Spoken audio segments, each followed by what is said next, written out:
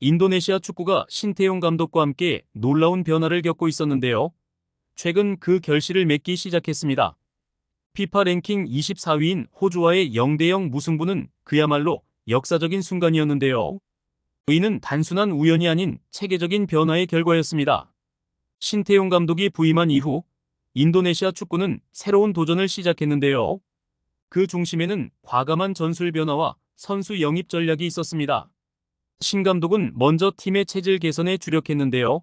이를 위해 이중국적 선수들을 적극적으로 영입했습니다. 네덜란드, 벨기에, 독일 등 유럽 리그에서 활약하던 인도네시아 혈통의 선수들을 설득해 국가대표팀에 합류시켰는데요. 이는 팀의 피지컬을 한 단계 끌어올리는 계기가 됐습니다.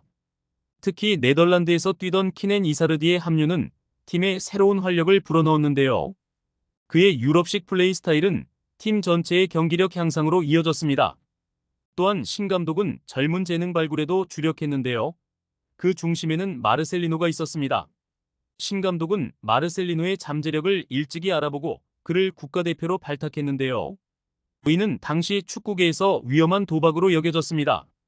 하지만 신 감독의 선택은 적중했고 마르셀리노는 이후 유럽 진출에 성공하며 인도네시아 축구의 새로운 아이콘으로 자리 잡았습니다. 이러한 변화들이 최근 경기에서 빛을 발했는데요. 특히 호주전에서 인도네시아는 예상을 뛰어넘는 경기력을 선보였습니다. 경기 내내 호주의 강력한 공세에 시달렸지만 인도네시아는 흔들리지 않았습니다. 19번의 슈팅을 모두 막아내며 귀중한 무승부를 일궈냈는데요. 이는 73년 인도네시아 축구 역사상 최고의 순간으로 기록됐습니다. 신태용 감독의 리더십은 단순히 선수 영입에 그치지 않았는데요. 그의 독특한 코칭 스타일이 팀에 새로운 활력을 불어넣었습니다. 특히 호주전에서 보여준 그의 돌발 행동은 많은 이들의 관심을 끌었는데요. 이는 단순한 충동이 아닌 전략적 선택이었습니다. 경기 중반 팀이 수세에 몰리자 신 감독은 갑자기 벤치에서 일어나 터널로 향했는데요. 이 모습에 모두가 놀랐습니다. 하지만 이 행동은 팀에 강력한 메시지를 전달했는데요. 포기하지 말라는 그의 간절한 마음이 선수들에게 전해졌습니다. 실제로 이 사건 이후 인도네시아 선수들의 경기력이 눈에 띄게 향상됐는데요. 마치 새로운 팀으로 거듭난 듯한 모습을 보여줬습니다. 골키퍼 나둘은 마치 축구의 신이 내려온 듯한 선방을 연달아 보여줬고 수비진은 더욱 단단해졌습니다. 신 감독의 전술적 변화도 주목할 만했는데요. 그는 인도네시아의 전통적인 약점이었던 피지컬을 극복하기 위해 새로운 전략을 도입했습니다. 빠른 패스 위주의 경기 운영과 함께 효율적인 수비 전술을 통해 체격 차이를 극복했는데요. 이는 호주전에서 빛을 발했습니다. 호주의 강력한 공격진을 상대로 인도네시아는 끈질긴 수비로 맞섰고 결국 무실점으로 경기를 마무리했습니다. 또한 신 감독은 팀의 정신적인 면에도 많은 신경을 썼는데요. 그의 노력으로 선수들의 자신감이 크게 향상됐습니다. 과거 인도네시아 선수들은 강팀을 만나면 주눅 들곤 했지만 이제는 당당히 맞서 싸우는 모습을 보여주고 있습니다. 이는 단순히 실력의 문제가 아닌 정신적인 성장을 의미하는데요. 신 감독의 리더십이 만들어낸 가장 큰 변화라고 할 수 있습니다. 이러한 변화는 팀 전체의 분위기를 바꿔놓았는데요. 선수들 사이의 경쟁도 더욱 치열해졌습니다. 특히 이중국적 선수들의 합류로 인해 기존 선수들도 더욱 열심히 훈련에 임하게 됐는데요. 이는 전체적인 팀의 경기력 향상으로 이어졌습니다. 신 감독은 이러한 경쟁 구도를 잘 활용하며 선수들의 잠재력을 최대한 끌어올리는 데 성공했습니다. 인도네시아 축구의 놀라운 성과는 국민들에게 큰 감동을 안겼는데요. 특히 호주전 이후 자카르타 거리는 축제 분위기로 가득 찼습니다.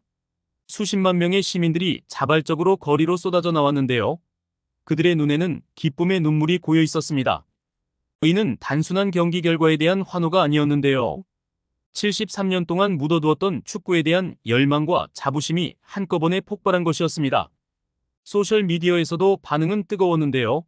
트위터와 인스타그램, 페이스북 등에서는 신태용 감독과 선수들을 향한 찬사가 쏟아졌습니다. 신태용이 우리에게 꿈을 주었다. 이제 인도네시아도 아시아 강국이다와 같은 글들이 넘쳐났는데요. 특히 신태용 감독의 이름은 경기 후 몇 시간 동안 인도네시아에서 가장 많이 언급된 키워드가 됐습니다. 정부 차원의 반응도 신속했는데요. 조코 위도도 대통령은 공식 성명을 통해 신태용 감독과 대표팀에 감사의 인사를 전했습니다. 대통령은 인도네시아 축구에 새로운 역사를 썼다고 선언했는데요. 이는 축구가 단순한 스포츠를 넘어 국가적 자부심의 상징이 되었음을 보여줍니다. 한편 젊은 선수들의 성장도 주목받았는데요. 특히 마르셀리노의 활약이 돋보였습니다. 호주전에서 그는 수비수들 사이를 뚫고 날아가듯 드리블하는 모습을 보여줬는데요. 이는 많은 팬들에게 깊은 인상을 남겼습니다. 비록 골로 연결되지는 않았지만 그의 플레이는 인도네시아 축구의 밝은 미래를 보여주는 것 같았습니다. 마르셀리노의 성장 뒤에는 신태용 감독의 믿음이 있었는데요. 감독은 그를 국가대표로 발탁할 때부터 그의 잠재력을 믿었습니다. 실제로 마르셀리노는 유럽 진출 후에도 신 감독과 긴밀한 연락을 주고받았는데요. 이는 마치 축구 아버지와 아들의 관계처럼 보였습니다. 신 감독의 조언은 마르셀리노가 유럽에서의 어려움을 극복하는 데 큰 도움이 됐습니다. 이러한 변화들은 인도네시아 축구의 미래에 대한 기대를 한층 높였는데요. 많은 전문가들은 이제 인도네시아가 아시아 축구의 새로운 강자로 부상할 수 있다고 전망하고 있습니다. 특히 젊은 선수들의 성장과 함께 신태용 감독의 리더십이 계속된다면 더 큰 성과를 이룰 수 있을 것으로 기대되고 있습니다. 인도네시아 축구의 급격한 성장은 아시아 축구계에 새로운 바람을 일으키고 있는데요. 이는 단순히 한 국가의 성공을 넘어 아시아 축구 전체의 판도를 바꿀 수 있는 사건으로 평가받고 있습니다. 특히 신태용 감독의 혁신적인 접근 방식은 다른 국가들에게도 영감을 주고 있는데요. 이는 아시아 축구의 질적 향상으로 이어질 수 있을 것으로 보입니다. 하지만 인도네시아 축구에게 아직 남은 과제도 있는데요. 가장 큰 문제는 이러한 성과의 지속 가능성입니다. 단기간의 성공을 넘어 장기적인 발전 계획이 필요한 시점인데요. 이를 위해서는 유소년 육성 시스템의 개선과 국내 리그의 강화가 필수적입니다. 신태용 감독도 이 점을 인식하고 있어 최근 인터뷰에서 우리의 진짜 목표는 10년, 20년 후의 인도네시아 축구라고 언급했습니다. 또한 국제 무대에서의 경험 부족도 극복해야 할 과제인데요. 이를 위해 인도네시아 축구협회는 유럽 강팀들과의 친선 경기를 적극적으로 추진하고 있습니다. 이러한 노력들이 결실을 맺는다면 인도네시아는 아시아를 넘어 세계 무대에서도 경쟁력 있는 팀으로 성장할 수 있을 것으로 기대됩니다. 한편 신태용 감독의 성공은 한국 축구계에도 새로운 화두를 던졌는데요. 해외에서 성공을 거둔 한국인 감독의 사례로 주목받고 있습니다. 이는 한국 축구 지도자들의 해외 진출 가능성을 높이는 계기가 될 수 있을 것으로 보이는데요. 실제로 몇몇 동남아 국가들이 한국인 감독 영입에 관심을 보이고 있다고 합니다. 신태용 감독의 도전은 아직 진행 중인데요. 그의 궁극적인 목표는 인도네시아를 월드컵 무대에 올려놓는 것입니다.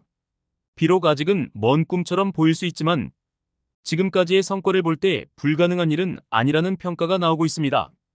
특히 2026년 월드컵부터 아시아 지역의 출전 쿼터가 늘어나는 점은 인도네시아에게 좋은 기회가 될 수 있을 것으로 보입니다. 결론적으로 인도네시아 축구의 변화는 단순한 한 팀의 성장을 넘어 아시아 축구 전체의 새로운 가능성을 제시하고 있는데요. 이는 축구를 통한 국가 브랜드 가치 상승과 국민적 자긍심 고취라는 측면에서도 큰 의미를 갖습니다. 앞으로 인도네시아 축구가 어떤 모습으로 발전해 나갈지, 그리고 신태용 감독이 어떤 새로운 역사를 써내려갈지 세계의 이목이 집중되고 있습니다.